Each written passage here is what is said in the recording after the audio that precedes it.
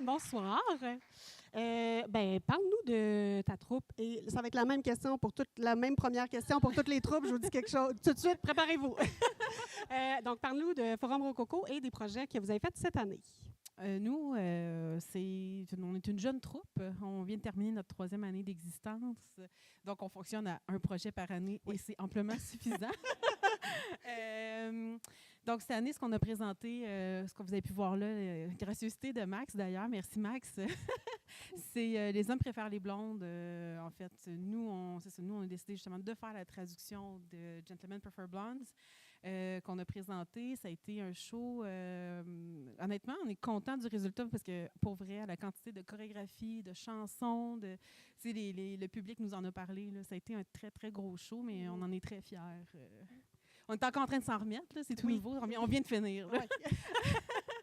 Puis, c'est ça, dans le fond, c'est un film qui est sorti en 1953 qui est basé sur une comédie.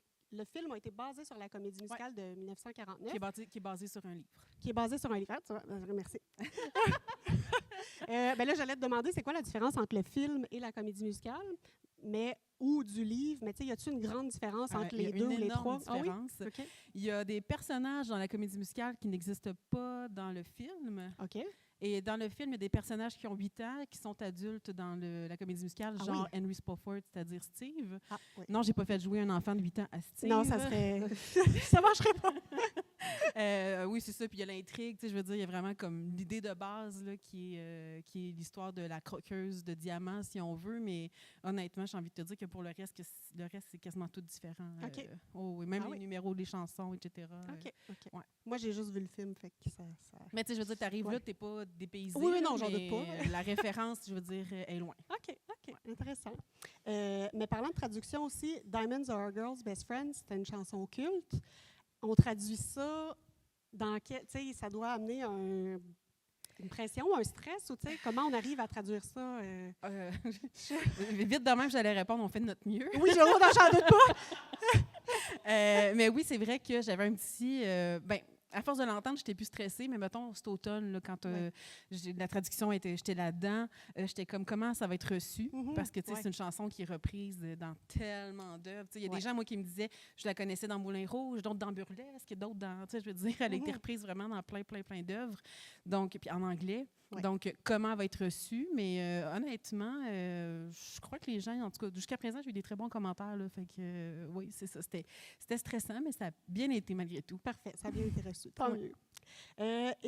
Chantons sous la pluie, Chicago. Voyons, je ne suis pas capable de dire le titre en français, on dirait. Les hommes préfèrent les blondes. Les hommes préfèrent les blondes. C'est bon, mon cerveau y arrive.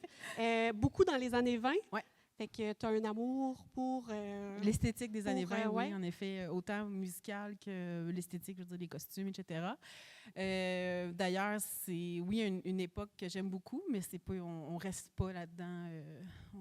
D'ailleurs, c'est ça, le prochain projet, il n'est pas du tout dans cette époque-là. OK. Est-ce qu'on sait... Oui, il est déjà annoncé. C'est déjà annoncé? Qu'est-ce qu'on fait? Oui, on va faire, toujours en version française, mais on va traduire, on va présenter In the Heights. Oh, OK. Ouais. In the Heights. OK. Ça va être pour... Mai 2026. OK, super. Parfait. Bien, merci beaucoup, Esther. Alors, on peut applaudir Esther et les Forums Rococo, évidemment. Merci.